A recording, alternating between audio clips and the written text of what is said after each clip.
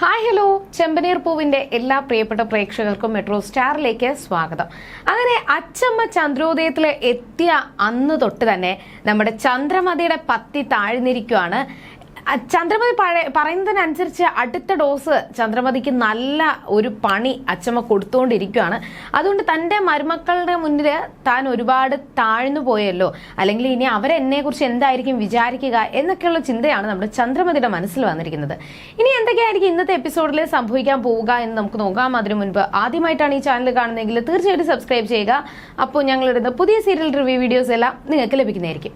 അങ്ങനെ പ്രതീക്ഷിക്കാതെ ചന്ദ്രമതിക്ക് ഒരു പണി തന്നെയാണ് ഇപ്പോൾ അച്ചമ്മയുടെ വരവോടുകൂടി കിട്ടിയിരിക്കുന്നത്. എന്തായാലും ഒരുമിച്ച് എല്ലാവരും കൂടി ഭക്ഷണം കഴിച്ചുകൊണ്ടിരിക്കുന്ന സമയത്ത് ചന്ദ്രമതി ഡൈനിങ് ടേബിൾ ഒതുങ്ങിയതാണ്, എല്ലാവർക്കും ഒരുമിച്ച് കഴിക്കാൻ പറ്റത്തില്ല എന്നൊക്കെ പറഞ്ഞിട്ടുള്ള കുറ്റങ്ങൾ പറഞ്ഞിട്ടുണ്ടായിരുന്നു. അതിന് അച്ചമ്മ നല്ല വഴക്ക് തന്നെ കൊടുത്തു. എന്നാൽ ഈ ഒരു സംസാരത്തിന്റെ ഇടയിലും തൻ്റെ മകന് ഇങ്ങനെ വലിയൊരു കുടുംബം കിട്ടിയതും എല്ലാവരും ഒത്തൊരുമയോടെ സന്തോഷത്തോടെ പോകുന്നത് കണ്ടപ്പോൾ അച്ചമ്മയ്ക്ക് ഭയങ്കര സന്തോഷം തോന്നി.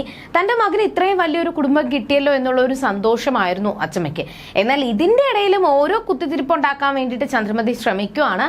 ഈ സംസാരത്തിൻ്റെ ഇടയിലും നിങ്ങളിനി ആരും അങ്ങോട്ടും ഇങ്ങോട്ടും വഴക്കുണ്ടാക്കാതെ സന്തോഷത്തോടെ പോകണം, എൻ്റെ മകന് സന്തോഷത്തോടെ ഒരു ജീവിതം കിട്ടണം, അവനിനി ഹാപ്പി ആയിട്ട് പോകണം എന്നൊക്കെ പറയുമ്പോഴാണ് ഉടനെ തന്നെ അച്ചമ്മയുടെ എല്ലാവരുടെയും മുന്നിൽ നോക്കിയിട്ട് സച്ചി പറഞ്ഞത്, അച്ഛൻ ഇത്രയും അസുഖം വരാൻ കാരണം ഇവർ രണ്ടുപേരും കൂടി ചേർന്നിട്ടാണ്, ഈ ഓട്ടക്കാര് കാരണമാണ് അച്ഛൻ ഇത്രയും അസുഖം വരാൻ കാരണമെന്ന് പറയുകയും, എന്നാൽ ഇത് കേട്ട ഉടനെ തന്നെ ശ്രുതിയും ശ്രീകാന്തും വർഷയും സുധിയും എല്ലാവരും കൂടി ചേർന്നിട്ട് സച്ചിയെ ഭയങ്കരമായിട്ട് വഴക്ക് പറഞ്ഞു. സച്ചിക്കും രേവതിക്കും എതിരെ അവർ 4 പേരും ഒറ്റയ്ക്ക് പോരാടാൻ വേണ്ടിയിട്ട് തീരുമാനിച്ചു.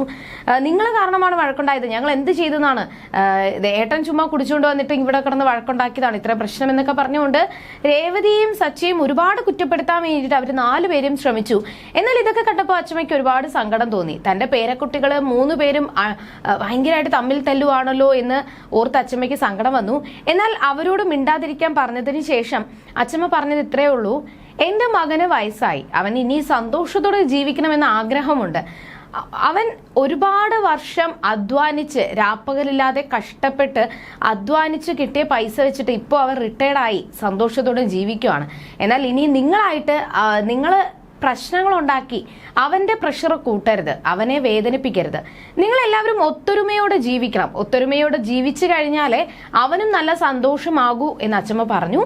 അത് ഒരുപാട് ഇഷ്ടം തോന്നി. അത് കേട്ടപ്പോൾ രേവതിയും ശ്രുതിയും വർഷയൊക്കെ എല്ലാവരും സന്തോഷിച്ചു. ഞങ്ങൾ ഒരു പ്രശ്നം ഉണ്ടാക്കത്തില്ല, ഇങ്ങനെ അങ്ങോട്ടും ഇങ്ങോട്ടും ചുമ്മാ കുറ്റം പറയും അല്ലെങ്കിൽ എന്തെങ്കിലും പറയുമെന്നേ ഉള്ളൂ, അല്ലാതെ ഞങ്ങൾ തമ്മിൽ യാതൊരു പ്രശ്നവുമില്ല എന്ന് അച്ചമ്മയുടെ മുഖത്ത് നോക്കി രേവതി പറഞ്ഞു. അങ്ങനെ ഈ ഒരു സംസാരങ്ങൾക്കിടയിലാണ് അച്ചമ്മ തൻ്റെ ആഗ്രഹം എല്ലാവരോടുമായിട്ട് പറഞ്ഞത്. എനിക്ക് വയസ്സായി, എനിക്ക് നിങ്ങളുടെ 3 പേരുടെയും മക്കളെ കാണണമെന്ന് എനിക്ക് ആഗ്രഹമുണ്ട്. എൻ്റെ 3 പേരക്കുട്ടികളുടെ കൂടെ എനിക്ക് സന്തോഷത്തോടെ കളിച്ച് ചിരിച്ച് നടക്കണമെന്ന് ആഗ്രഹമുണ്ട്. ആ ആഗ്രഹം നിങ്ങളായിട്ട് തകർക്കരുത്. അതുകൊണ്ട് എത്രയും പെട്ടെന്ന് നിങ്ങൾ എനിക്ക് 3 പേരക്കുട്ടികളെ എനിക്ക് തരണം. പിന്നെ അങ്ങനെ പേരക്കുട്ടികളെ തരുന്നവർക്ക് ഒരു സമ്മാനം ഞാൻ കരുതി വെച്ചിട്ടുണ്ട്. ആദ്യമായിട്ട് പ്രസവിക്കുന്ന മരുമകൾക്ക് എൻ്റെ വക ഒരു സമ്മാനമാണ്. അപ്പോൾ ആ സമ്മാനം എന്താണ് എന്ന് സച്ചി എടുത്തു ചോദിച്ചു. എന്നാൽ എൻ്റെ പേരിൽ ഒരുപാട് സ്വത്തുക്കളുണ്ട്, ഒരുപാട് സ്ഥലങ്ങളുണ്ട്. അപ്പോൾ ആ ഒരു സ്വത്തുക്കൾ എനിക്ക് ആദ്യമായിട്ട് പേരക്കുട്ടിയെ തരുന്ന ആ മോൾക്ക്, ആ മരുമകൾക്ക് എൻ്റെ ആ ഒരു സ്വത്തുക്കളെല്ലാം ഞാൻ ആ കുഞ്ഞിൻ്റെ പേരിൽ എഴുതി വെക്കും. എന്നിട്ട് സന്തോഷത്തോടെ എനിക്ക് അവരുടെ കൂടെ കളിച്ച് ചിരിച്ചിരിക്കാമല്ലോ എന്നാണ് അച്ചമ്മയുടെ ആഗ്രഹം. ഇത് കേട്ടപാടെ തന്നെ എന്തായിരിക്കും അവിടെ ഉണ്ടായിരിക്കുക എന്ന് ഞാൻ പറയേണ്ട ആവശ്യമില്ലല്ലോ.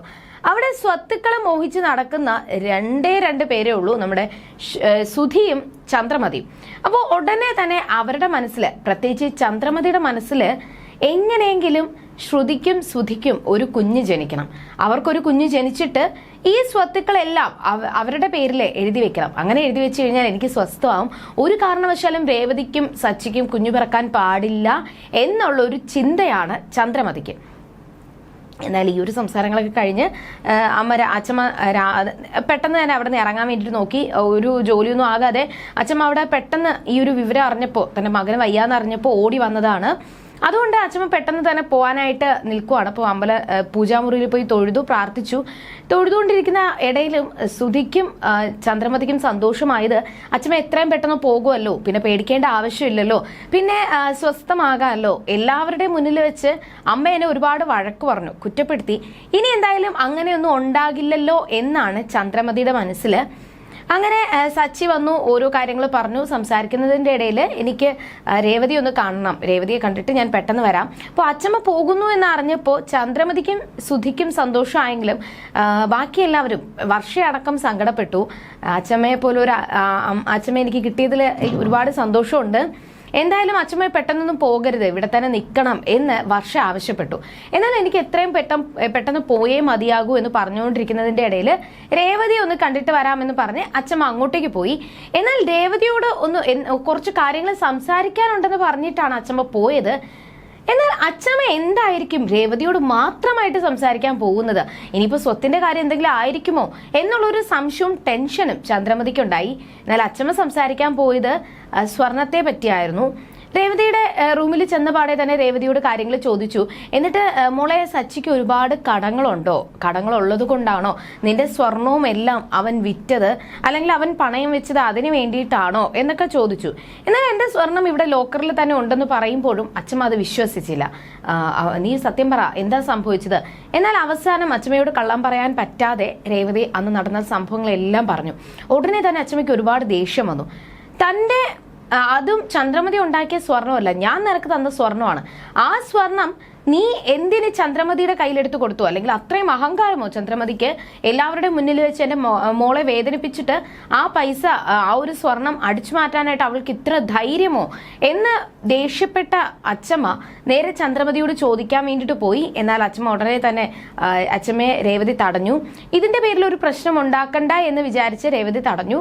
എന്നാൽ സച്ചിയോട് ഞാൻ ചോദിക്കട്ടെ എന്ന് പറഞ്ഞ് സച്ചിയെ വിളിച്ചു വരുത്തി. അപ്പോൾ സച്ചിയും രേവതിയും ഒരുപോലെ റൂമിലോട്ട് പോയി. അമ്മ അവരോട് മാത്രമായിട്ട് സംസാരിക്കുന്നുണ്ട്. അപ്പോൾ ഉറപ്പായിട്ടും സ്വത്തുക്കളെ കാര്യം പറയാൻ തന്നെ ആയിരിക്കും എന്ന് അവരും വിചാരിച്ചു. സച്ചി റൂമിൽ പോയ പാടെ തന്നെ അച്ഛമ്മ ഇതിനെപ്പറ്റി ചോദിച്ചു. എന്നാൽ ഞാനൊരു തെറ്റും ചെയ്തിട്ടില്ല, അവൾ നല്ല മറുപടി കൊടുത്തിട്ടുണ്ട്.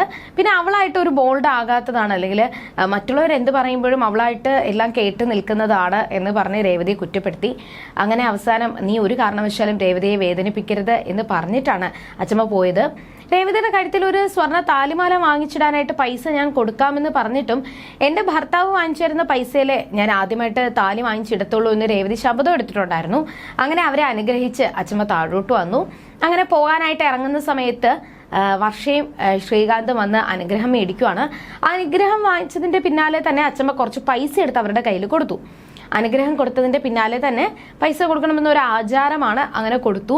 എന്നാൽ പൈസ മോഹിയായ നമ്മുടെ സുധി പിന്നാലെ വന്ന് അച്ഛമ്മയുടെ അനുഗ്രഹം വാങ്ങിച്ചു, പൈസ മേടിച്ചു.